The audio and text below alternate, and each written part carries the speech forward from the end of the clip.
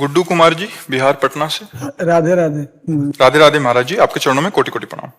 महाराज जी, हमारे शरीर से जो सही गलत कार्य करने के लिए जो विचार आते हैं वो कौन से शरीर से आते हैं, अंतःकरण या कारण शरीर से? अंतःकरण, अंतःकरण।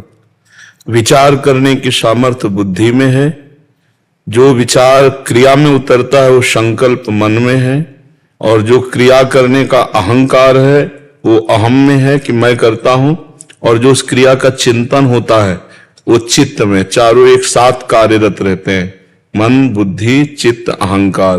ये अंतःकरण चतुष्टय चार कहा गया है पर एक ही है। निश्चय करने के कारण विचार का बुद्धि, क्रिया में उतारने का संकल्प, क्रिया का चिंतन चित्त, और क्रिया स्वीकृति अहंकार। ये चारों बातें अंतःकरण में होती हैं, और अंतःकरण में जिसके नाम चलता होता है उसका विचार शुद्ध होता है। नहीं तो बुद्धि अशुद्ध विचार करती रहती है, वो कभी शुद्ध विचार नहीं कर सकती। समझ पा रहे हो आप जी? महाराज जी, इनका एक और प्रश्न है कि महाराज जी, जितनी आप सत्संग करते हैं, श्री जी एवं गुरु के प्रति अनन्य आश्रित प्रेम भावना बात भी होती है, उसमें उतना हमसे अभी बन नहीं पा रहा, जबकि आपका दिया हुआ राधा नाम निरंतर जप करने का क्योंकि अभी आपका लक्ष्य नहीं बना है। एक क्षण भी हम पीड़ा में नहीं रहते, भयंकर पीड़ा है शरीर में। क्यों? क्योंकि हमारा लक्ष्य प्रभु है, तो कोई भी हमें परास्त नहीं कर सकता।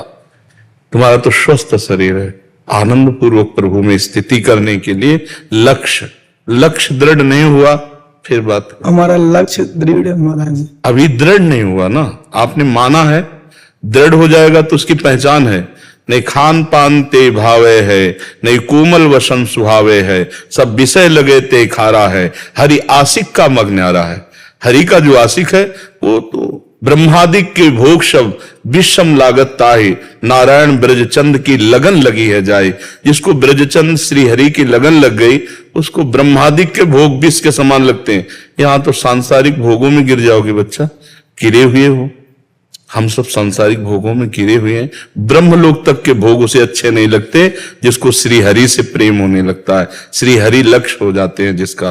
और ये पांच बातें उसके जीवन में नहीं होती, जिसको लक्ष्य भगवान बन जाते हैं। नारायण हरि भजन में ये पांचों अनुस्वाद, विषय भोग, निद्रा, हंसी, जगत प्रीति और बहुबात, ये खत्म हो जाते हैं। भगवान से प्रेम करना बहुत दुर्लभ है, क्योंकि पहले तो हमारा ये काम होना कि इस देह से और देह के संबंधियों से सबकी ममता ताग बटोरी, और मम पद मनहि बांध पर डोरी। सबकी ममता बटोर कर भगवान के चरणों में, एकमात्र भगवान, तब बात बनती है।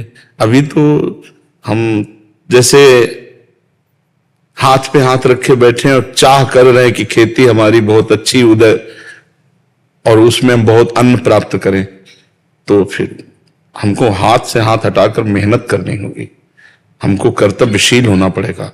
ऐसे ही अपनी इंद्रियों को विषयों से हटाकर, मन को भोगों से हटाकर प्रभु में लगाना होगा, और लक्ष्य दृढ़ रखना है। चाहे दुख आवे चाहे सुख, वीर तुम बढ़े चलो, धीर तुम बढ़े चलो।